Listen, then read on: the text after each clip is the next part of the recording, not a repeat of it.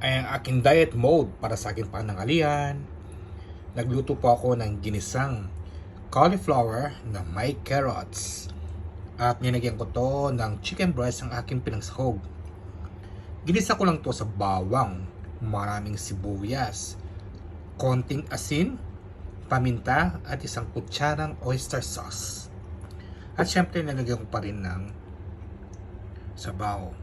At olive oil ang ginamit ko po dito. Yan ang aking panangalian ko for today.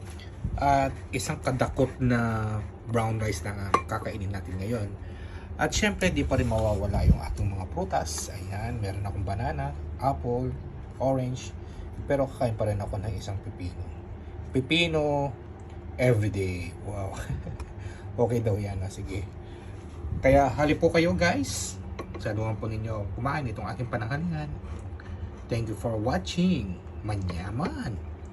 Kahit matabang to guys, napakasarap. Sobra. Subukan po ninyo. Bye.